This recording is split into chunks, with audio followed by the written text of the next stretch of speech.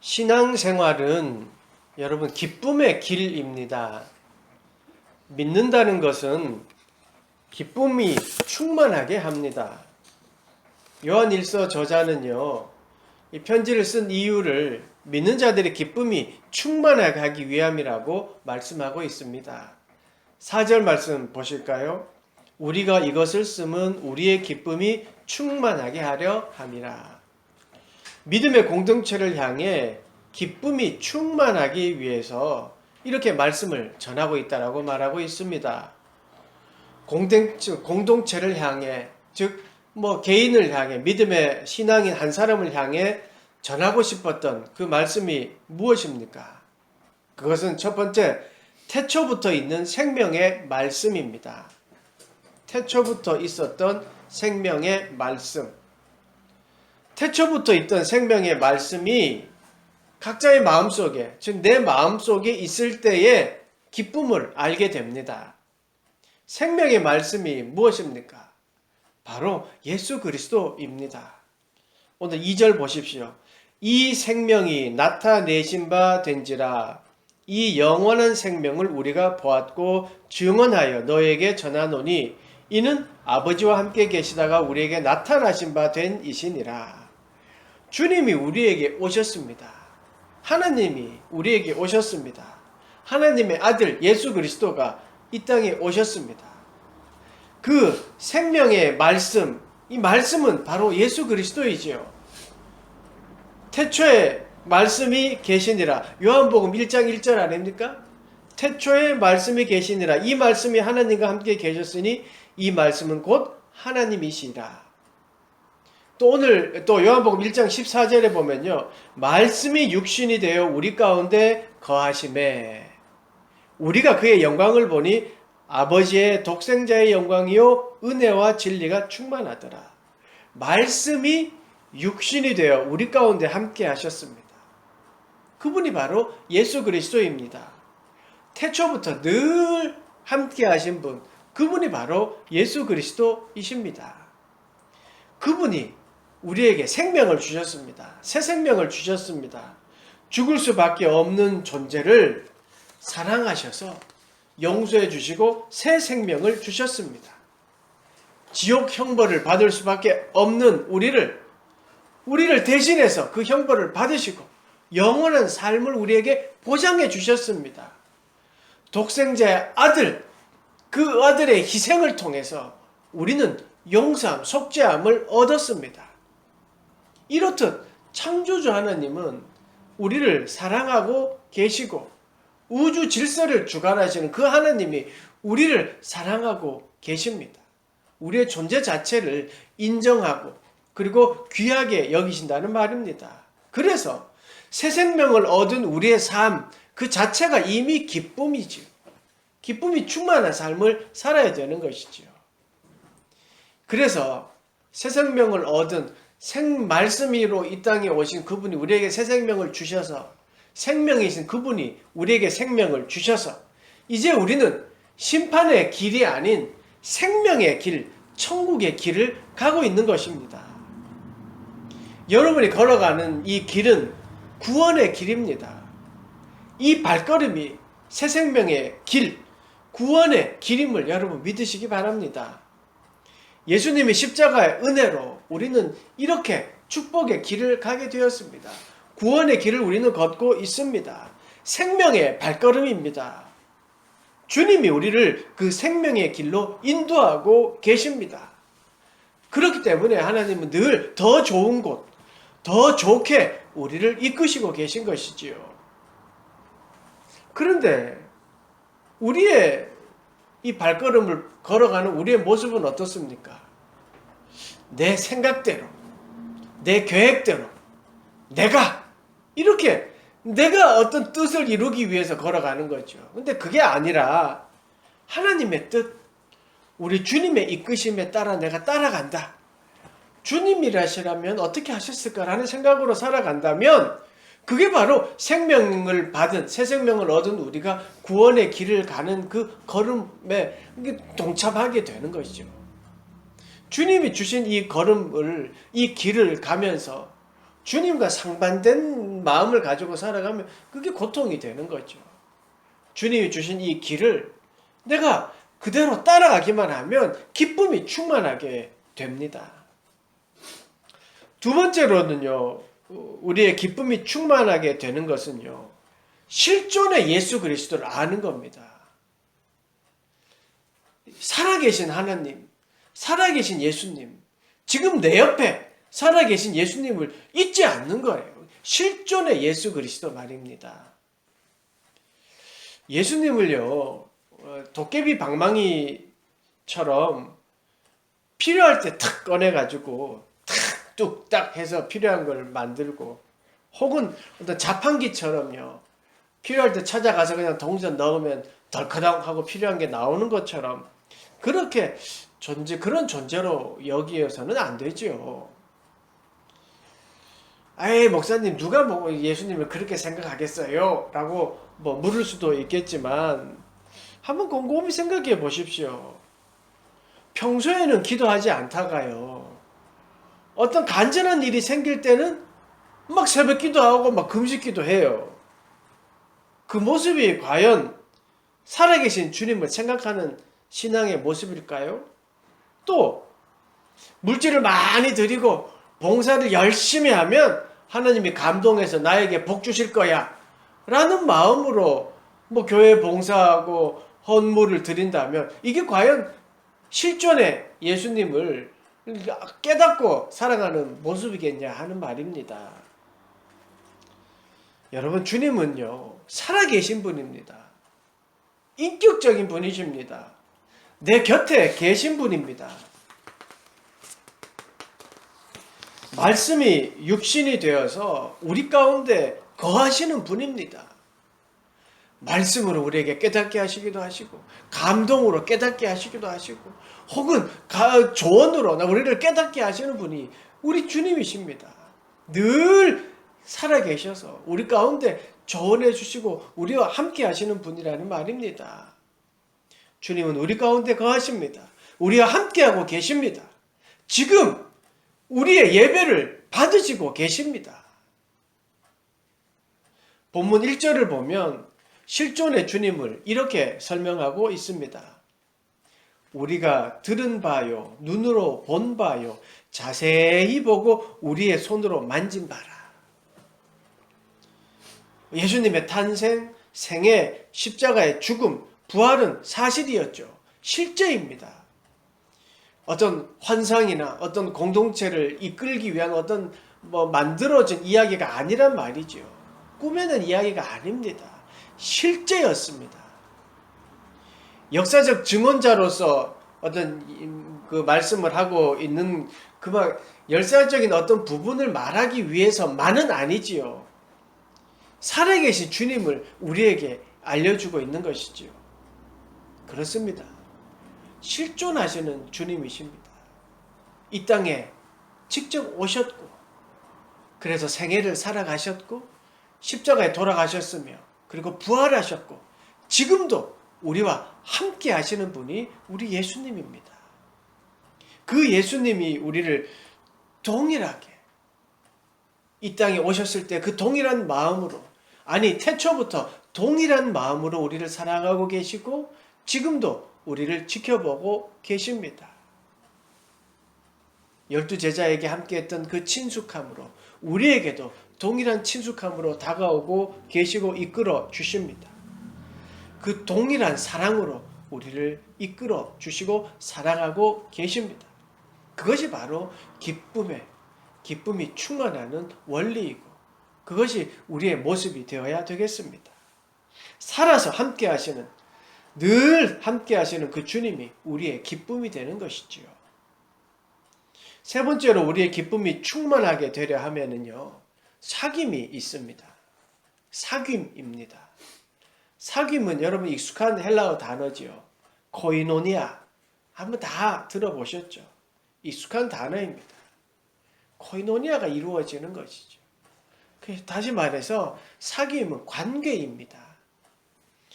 3절 한번 보실까요? 우리가 보고 들은 바를 너에게 전함은 우리로 너희와 사귐이 있게 하려 함이니 우리의 사귐은 아버지와 그의 아들 예수 그리스도와 더불어 누림이라. 사귐은요, 믿음의 어떤 바른 모습의 열매 같습니다. 믿음은 하나님과의 관계이고요. 그 사귐, 하나님과의 관계고요. 이웃과의 관계입니다. 믿음은 하나님과의 관계가 확고할수록 하나님의 말씀에 의지해서 이웃과도 관계가 좋은 게 바로 믿음입니다. 우리의 믿음은요, 혼자 하는 게 아니지 않습니까? 나와 나의 믿음을 넘어서서 이웃을, 더 나아가 세계를 사랑하는 것이 바로 믿음이고, 그것을 우리에게 가르쳐 주고 있습니다. 믿음을 나 혼자 잘 믿고 천국 가면 된다라고 생각하는 것은요, 마치 동전의 한쪽 면만을 보고 뒷면은 그냥 밋밋한 거예요. 여러분, 동전의 앞면만 100원 적혀있고 뒷면에는 아무것도 없으면 그 사용할 수 있습니까? 사용할 수 없습니다. 쓸모 없습니다. 만약에 그것을 사용한다면 거짓이 되는 거죠. 아마 쓰임한다면 속임수에만 쓰일 수 있을 것입니다. 믿음이 그렇습니다. 나만 잘 되면 돼 라고 믿는다면 그것은 뭔가 부족한 것이지요. 믿음의 공동체에는요, 이렇게 열매, 사귐의 열매가 드러납니다. 이 사귐이요, 나만 하나님과 잘 되는 것처럼 이웃과, 그 주님과의 사귐, 그리고 이웃과의 사귐이 있어야 되는 것이죠. 이렇게 믿음이 하나님과의 관계에서부터 시작되는 것처럼 사귐도 하나님과의 관계에서부터 시작됩니다. 6절 보십시오. 만일 우리가 하나님과 사귐이 있다 하고 어둠에 행하면 거짓말을 하고 진리를 행하지 아니함이거니와. 그렇죠. 하나님과 사귐이 있으면요, 진리 가운데 거하게 됩니다. 다시 말해서 주님과의 관계가 확고해지고 주님과의 관계가 정말 끈끈하게 되어지면 그럼 당연히 어둠에 가지 않게 됩니다. 예수님과의 관계가 확실하다면 십자가의 은혜가 내한테 오고 내 마음에 깊숙이 있고 그 십자가의 은혜가 있으면 죄를 고백하게 되죠. 아니, 고백할 수밖에 없습니다. 예수 그리스도를 알게 되면. 십자가의 은혜와 자신의 죄 앞에 직면하는 것, 이게 바로 예수 그리스도의 사귐에서 시작되는 것이죠. 예수 그리스도의 관계에서부터 시작되는 것이죠. 그런데 반대로 거짓 관계는요, 죄를 싫어합니다. 죄 앞에 직면하기를 싫어합니다. 그래서 늘 속임이 있고 늘 가면을 쓰고 살아가지요. 그게 바로 마귀의 거짓이고 술수입니다. 그래서 거짓은요, 깨지고요, 관계가 깨지고요, 혼란스럽고 어려움이 찾아오게 됩니다. 죄 앞에 직면하지 않기 때문에 그렇습니다. 진실된 자기의 모습을 보지 않기 때문에 그렇습니다. 그래서 죄가 죄인 줄도 모르고 살아가는 거지요. 그것은 하나님과의 사귐이 아닙니다. 이웃과의 사귐도 아닙니다. 늘 좋은 모습만 보여줘야 된다고 하는 그 거짓에서 벗어나야죠. 하나님 앞에, 내가 하나님 앞에 진실되게 나아가는 것처럼 이웃과에게도 진실되게 나아가는 모습, 그게 믿음이고 사귐의 모습입니다. 우리가 진정한 사귐이 있으면 우리가 빛 앞에서 내 모습이 다 드러나는 것처럼, 그리고 나의 잘못은 하나님 앞에 용서를 받는 것처럼 하나님이 주신 우리의 사귐을 통해서 그것이 더 확대되어 나가는 것이지요. 이렇게 하나님과의 관계를 받아들이고 그리고 그 관계를 가지고 힘을 얻어 이웃을 사랑하는 것, 이게 바로 사귐입니다. 이 사귐이 바로 우리에게 기쁨을 주게 됩니다. 자꾸 숨기고 가리고 좋은 것만 보여준다고 한다면 그것은 자꾸 우리에게 스트레스만 주고 어려움이 있을 뿐인 것이지요. 7절 말씀 한번 보겠습니다. 7절 말씀. 그가 빛 가운데 계신 것 같이 우리도 빛 가운데 행하면 우리가 서로 사귐이 있고 그 아들 예수의 피가 우리를 모든 죄에서 깨끗하게 하실 것이요. 아멘. 빛의 자녀는요, 빛 가운데 그냥 거하면 예수 그리스도의 피가 우리를 모든 죄에서 깨끗하게 해주십니다. 죄 부끄럽고 그렇죠. 그렇지만 그 죄를 깨끗하게 해주신 주님 앞에 나아가는 것, 이게 바로 빛 가운데 거하는 것이죠. 그렇게 될 때 용서받습니다. 빛의 자녀는 빛을 따르죠.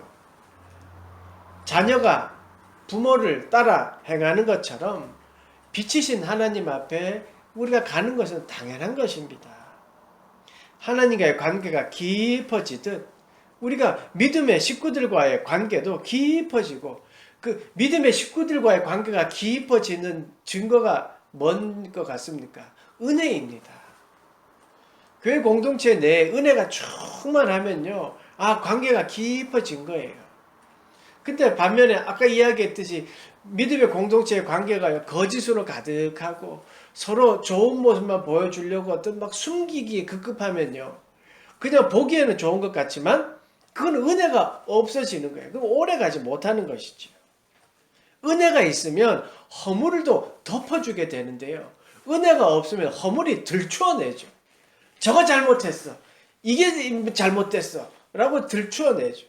근데 은혜가 있으면요, 그것을 품고 안아주고 같이 아파합니다. 이게 바로 사귐이 있다는 증거라는 것입니다. 세상 사람들은요, 이해하지 못합니다. 헌신을 이해하지 못합니다. 교회에 막 봉사하고 헌신하는 거 이해가 안 됩니다. 한 주간 그렇게 힘들게 살았는데 교회 공동체 가서 막 봉사하는 거 이해가 안 되죠. 그런데 사귐이 있고 은혜가 있으면요, 그게 즐거워요. 왜냐하면 나와 사귐이 있는, 나와 죄를 같이 고백한 이분들을 섬기는 게 즐거움이 되는 것이죠. 피곤한 몸이지만 내 마음에서 솟아오르는 기쁨이 있어요. 그거는 경험해 본 사람만 아는 거예요. 거짓은 그것을 할 수가 없습니다. 위선은요, 그게 오래가지 못해요. 그런데 진심으로 하는 사귐이 있으면요, 은혜가 내 마음에 있으면 그런 것들이 다 즐거움이 되는 것이죠. 이렇게 또 사귐의 열매가요, 봉사로 드러나지만, 그러니까 저는 가장 중요한 게 기도입니다. 중보 기도입니다. 사귐의 열매의 가장 아름다운 꽃은요, 중보 기도 같아요. 저 사람의 아픔, 저 집사님, 저 권사님, 저 장로님의 아픔을요, 내 아픔으로 생각해서 같이 기도하는 거예요. 저 목사님, 저 사모님 아픔이요, 내 아픔으로 느껴져서 같이 기도하는 거예요. 이게 사귐의 열매입니다. 도움이 필요한 자들이 눈에 보이고 그들을 위해서 함께 열심으로 기도하는 것, 이게 사귐의 열매입니다. 예수 그리스도로 맺어진 관계이기 때문에 가능한 것이고요.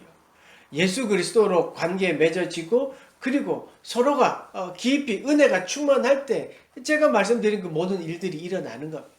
그게 사귐이고 그게 기쁨이 되는 것입니다. 8절 9절도 한번 읽어보실까요? 시작. 만일 우리가 죄가 없다고 말하면 스스로 속이고 또 진리가 우리 속에 있지 아니할 것이요. 만일 우리가 우리 죄를 자백하면 그는 미쁘시고 의로이사 우리 죄를 사하시며 우리를 모든 불의에서 깨끗하게 하실 것이요. 아멘. 그렇습니다.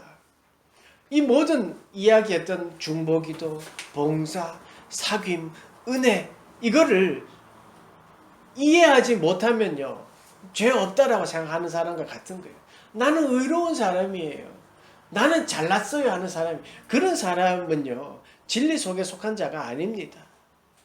그런데 죄인임을 고백하고 서로 허물을 놓고 아파하면서 기도하면 이게 바로 사귐 가운데 있고 그리스도로서 맺어진 귀한 관계가 되는 것이죠. 믿음의 공동체에 공통 분모가 있다면 그것은 바로 죄의 고백입니다.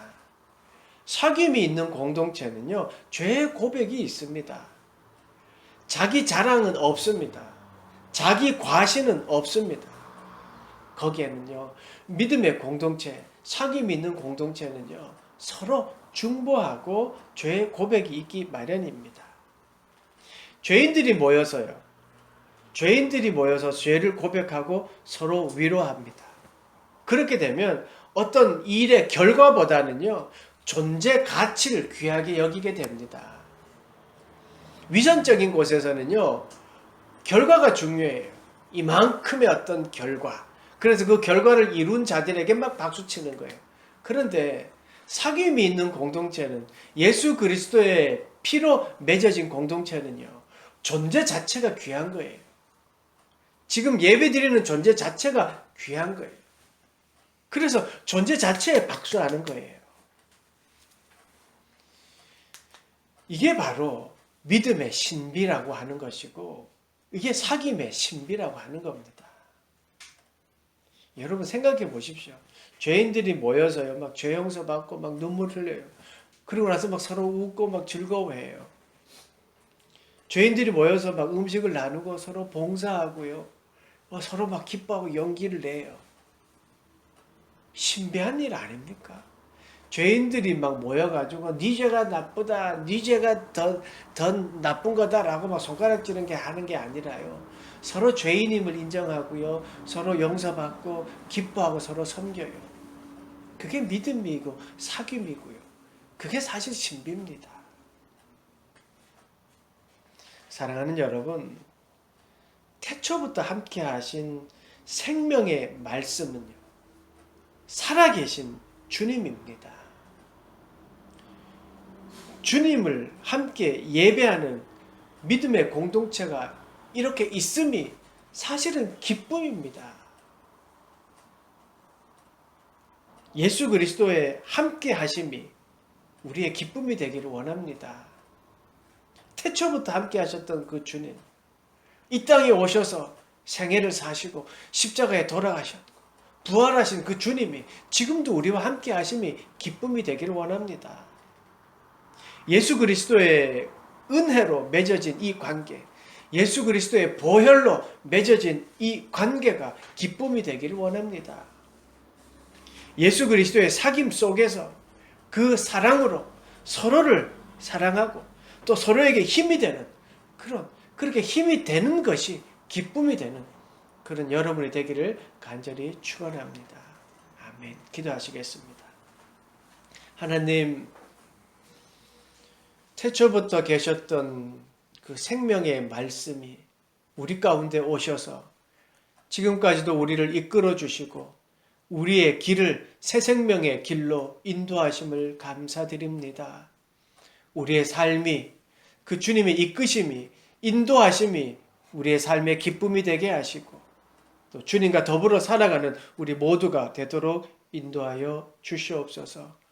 중보 기도가 필요한 모든 이들, 하나님, 또 전 세계가 코로나로 힘들어하고 있을 이때에 코로나와 싸우는 의료진들과 또 그 앞장서 있는 모든 이들에게도 하나님 힘과 용기를 주시옵시고, 또한 우리 모두들도 하나님이 주시는 그 은혜로, 하나님이 주시는 그 사귐을 통하여 서로를 사랑하는 우리 모두가 되도록 축복하시고 인도하여 주시옵소서.